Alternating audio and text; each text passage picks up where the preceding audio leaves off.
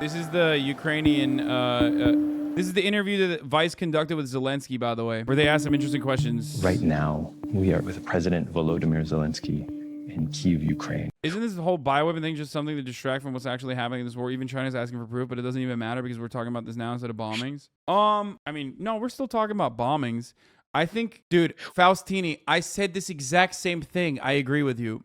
It makes no sense. Why would the U.S. have labs in which Russian-friendly governments existed less than 10 years ago in Kyiv? Exactly. I know. Please, I agree with you. This is one area where I do agree with you. It makes no fucking sense that people unironically are like, no, dog, it's actually bioweapons. I know. I agree with Faustini. Of course, it just like doesn't make sense. It doesn't. It doesn't make sense that they would do biological weapons research, okay? If you're agreeing with them, then you're probably wrong. Okay, dude. Yeah, no, you're right. They've been conducting biological weapons research in like really security compromised areas that are in Ukraine that could be, you know, invaded, okay? Like it did. In a country that has no fucking security internally and has Russian tentacles all over it that not that fucking long ago literally had a pro-Russian government. Like, what do you mean?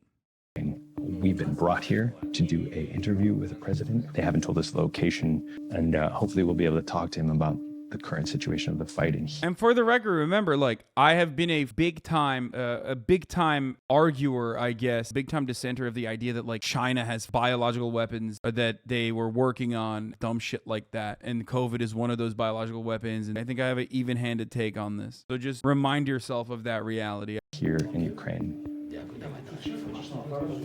Okay, let's go. Danny Haipong, if you call Russia and Putin imperialist, then you don't know what the word means. Imperialism is a high stage of capitalism. Russia is neither in that stage, nor is it likely ever to reach it, given the balance of forces globally. My advice, read more Lenin. Wait, what? Bro, what do you mean? First of all, Russia is in the fucking highest stage of capitalism. What the fuck? It quite literally is. Motherfuckers be like, Lenin would agree with the oligarch Vladimir Putin and his way of dealing. Wait, what? Some people in this chat share that take. Yeah, well, they're fucking wrong. Imperialism is only when you're bawling out, apparently. Yeah. That person read another better worded thread and failed to copy their homework. I mean, dude, what is it? Like, are you, what's the difference? Are you going to say it's irredentist? Is that what it is? I mean, like, technically not imperialist, or technically right when he's talking strictly about Lenin's definition, but it isn't helpful. And I don't think Lenin wrote imperialism with modern global economics in mind. I mean, it's still, I think it's still fucking, you could absolutely fit it under Lenin's definition of imperialism. That's crazy, dude. I say it's 100%. First of all, it is of course imperialist actions, but you could even fit it under Lenin's definition of imperialism, considering interest of Russia maintaining a weak Ukraine is technically still an imperialist action. Read more Lenin. What do you mean? There is still a materialist explanation. 100% is. Are you okay? Are you fine? It's about economic gain, even if it's not literal resource extraction. Yes, even from a strict Leninist interpretation of imperialism, there is a gigantic economic gain there. There is economic gain. You know, that's not stopping. All right, let's do it. So right now, we're walking to a secret corridor to interview the president. They say we have to change rooms every couple of minutes for safety, so go on here now.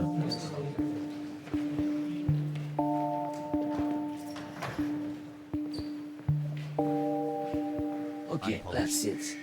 Sit down, please. Thank you very Too much. cold there. You have to Not come. too My bad, mother yeah. always, my grandmother, she told, you can't sit. Okay. So thank you for sitting down with us today. Thank you. First of all, how have you been? How is the situation here in the capital and for you? In the capital, I think people know the details. So the capital is blocked, and each day there are a lot of fightings. Yes, our enemy against Russians, and because we try to unblock each day one road or another road just to have some products. Yes, харчові продукти, да? To have some food, water, yes, and you see that we have everything in Kiev. Yeah, the airport is blocked, everything is blocked. They bombed the airport, bombed everything. It's a big tragedy, and it's a real war, but we are okay. because we understand for what we are fighting, and we understand exactly with whom fighting. It's, different time. When Russia occupied Crimea, it was very difficult for foreign people, for the world, for Europe, and for United States, Britain to understand, because they said that we are not there. It's not our soldiers. We didn't occupy any territories. We are not on Donbass. It's not. It's the people. People. They don't want to be with Ukraine. They want to be with Russia. So this, these stories, fairy tales, we heard a lot of them, and now it's more simple for us. The world united around the Ukraine, and now the world believes us very much, and I'm happy. But we lost 8 years and lost about 20,000 people and our territories. And now people see that it's exactly Russian soldiers. And now, at least, the president of Russia says, yes, we are. Do you think that NATO is not giving you what you need? Do you feel like maybe you can you plan on backing down from the push to join NATO? Ви знаєте, що таке дружба і партнерство. Не можна Incredible. A bunch of teenagers who've never read Lenin arguing with a 30-year-old millionaire who's also never read Lenin. Some of my favorite content. A bunch of 17-year-olds who've never read Lenin. You are the worst kind of ML out there. Your life is fucking pathetic. Your life is sad as fuck. The reason why I'm reading this out loud for you is because I'm going to let you know something. This is the reason why nobody likes you. The only kind of like feeling of superiority that you can have is by you're reliving your false interpretation, okay? And talking about how much more you know than all the other people in here in this chat, okay? Literally the reason why nobody likes you. You're aware of it at some point deep down inside. It's like eating away at you. They like think that they can just say the most annoying fucking take, which is like, I feel like I don't shit on MLs enough. Oh, you just haven't read the theory, even if you have. Letting you know, your feeling of superiority is nothing. We live in a country where nobody likes you. It's basically social fascism, okay? All the way top to bottom. Probably be put in a concentration camp in the next 5 to 10 years if things keep going the way they are. That is, of course, if you ever acted out on your radical desires that you fantasize about. And most people think you're a dumbass, and they also think communism is when the government does stuff. And here you are feeling a just a brief, short-lived feeling of superiority. I'm sorry to break it to you, but like, say I'm wrong, KW, you are wrong. Well, first of all, I have read Lenin, so you're wrong on that front. Also, you're a fucking MasterChef loving bitch. Okay, suck my cock. You are just as much of a troglodyte as everyone else in this fucking chat. So don't act like you know more than anyone in here. I hate these chatters, bro. Oh my god. You know what this is? This has the energy of Hasan actually was a great gateway into getting me into leftist politics, but now I know a lot more than him now. He probably, as a matter of fact, he probably did that already a while ago, which is why I banned him, and now he's back with a fucking sock account from December 17, 2020. So many of these fucking idiots on the internet who are like, Hasan's a great gateway, like really opened my perspective into leftist politics. He actually taught me so much. But actually, I read a lot more than him now. Like, no, you didn't. You literally didn't. If you did, you would agree with all of the things that I say. Okay? All the time, nonstop. Liar, no, you haven't. Yes, sir, smile. It's too easy. Hey, see, exactly. Fucking, oh yeah, you got me into leftist politics, but like, I think I know better than you. I think my interpretation of it is smarter. Sorry that I'm not some fucking limp dick nerd, or some self-important dickhead who thinks they're like actually saving the world with posts or some shit, and I like to have fun. Приближувати людей словами. Якщо ти хочеш комусь допомогти і відчуваєш, що комусь боляче, ти допомагаєш конкретно, і якщо комусь холодно, ти обіймаєш цю людину. Це конкретні речі. Не можна стояти на відстані. To be fair, most MLs probably didn't get into politics because of you. They came here to hate watch because their Discord told them to. I don't think there's a lot of fucking Marxist-Leninists who hate me. I mean, that would be pretty funny, considering that I'm probably the most open-minded to Lenin out of any fucking broadly mainstream streamer or any sort of broadly mainstream left-wing figure. My most common guests are almost all of them are Marxist-Leninists. MLs love me. What the fuck are you talking about? Like, good luck. I don't know who the fuck you would be watching other than that. 20 метрів і казати, Боже, відчуй, будь ласка, мою підтримку. Це не може. Це так, в принципі, як Україна, на жаль, з НАТО. Багато років Україна прагнула бути в цьому альянсі, союзі, бути рівними, мати цю ситуацію, мати гарантії безпеки, як у всіх країн Європи. І нам про це постійно говорили. Нас саме обіймали, але на великій відстані. І ось вам результат. But after so much disrespect and them not giving you what you need right now, do you still want to join that club? Do you still want to be a part of that union? Ні, я хочу, перш за все, отримати гарантії безпеки від НАТО. Я знаю тільки одне, що на сьогодні це виглядає так, і це відверто. На сьогодні я вважаю, що в цьому питанні нашим ідеалам і нашій вірі зрадили. Ми вдячні країнам НАТО за те, що вони підтримують щодо зброї тощо, але ми просто хотіли бути рівними, ось і все. І так вийшло, що ця рівність дуже дорого коштує, і не всім її, так сказати, не всім її дають. You know, a lot of the time we've spent around the country has been talking with some of the younger people and some of the people, the youth of Ukraine, but also the young people around the world who have rallied around you as a figure. What is your message to these young people about what the future is for Ukraine, what the future is for your fight here?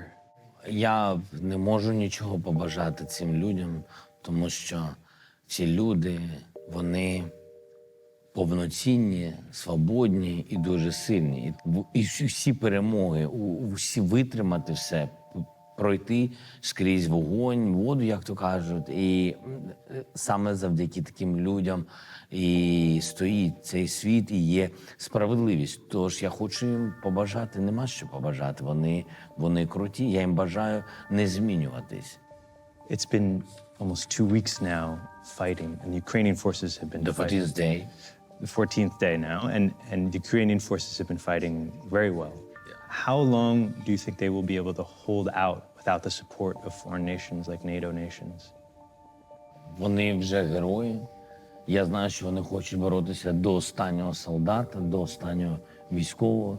Хотів би зберегти наших героїчних військових, але ми будемо тримати оборону нашої землі скільки зможемо. But, you know, this is a very Bro, this is the first time. Remember, we shit on Vice a lot, but this is the first time I've ever heard Zelensky in a light other than, oh yeah, we're fucking owning shit. We're pushing P. We're fucking destroying the Russian dogs. Like everyone in Western media for the most part, literally is like, oh, they're destroying the Russian orcs. They're destroying the Russian orcs. It's like, I think it's an important interview to watch. You know, this is a man who recognizes that his people are fucking dying, and they will continue to die as long as the war continues. uneven fight. This is, you know, your troops don't match theirs. Your weaponry doesn't match theirs. How do you hope to keep fighting against them? Israeli Prime Minister Naftali Bennett reportedly told Ukrainian President Zelensky to surrender and accept Russia's offer to end the war. I mean, yeah, of course they're going to say that. Anyone who has like a genuine interest in either side is going to say that. There's been debunked. It's probably a mistranslation, but I would not be surprised if he did say that. Straight up. What do people mean when what do you think is going to happen? Like, how do you think this war is going to fucking end? No matter what happens, like, there's going to be a conditional surrender. Do you know what I mean? Not like surrender in the Putin kill your people and denazify.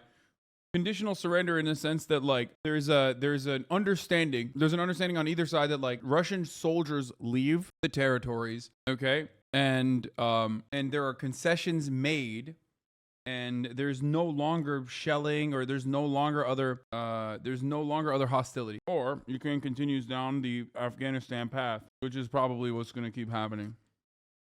Так і є нерівні сили. У мене немає відповіді щодо часу, але й нерівні чоловічі здібності, тому що у нас героїчні люди, які відстоюють своє, а там молоді люди, які всього бояться, і вони прийшли забрати чуже. Can you make a compromise with Putin? Can you trust Putin? Trust? Oh no, I trust only my family. I trust my family, my people. Now when we united our great people, great nation, I trust Ukrainians, and so I don't know him, how to trust. How can you make a deal with somebody you don't trust then? We have to. Okay, this part was like really triggering. Where Vice's like, all right, so what's up? How you gonna do a deal then? It's like, dude, what the fuck are you saying? Like, well, he has no option. He has no fucking option. By the way, that's the difference between America, a global hegemonic power, saying we don't negotiate with terrorists, and the difference between a country that is a much smaller nation having to do a conditional surrender and negotiations with a much larger nation that's fucking bombing it into oblivion currently. Dialogue, and only dialogue with him. He is the president of Russia, and Russia fighting against Ukraine. They came to our land, to our houses, and to our children. We didn't invite them, but they're here, and so how to stop it? Only to speak with him, but if the world will unite very quickly, this dialogue will have another spirit.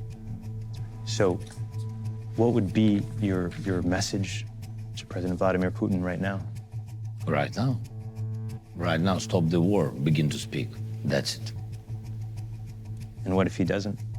I think he will. I think he sees that we are strong. He will. We need some time. Thank you so much. Thank you, sir. Thank you for your All time. the Nice best. to meet you. Thank you. Okay. That was a pretty good interview.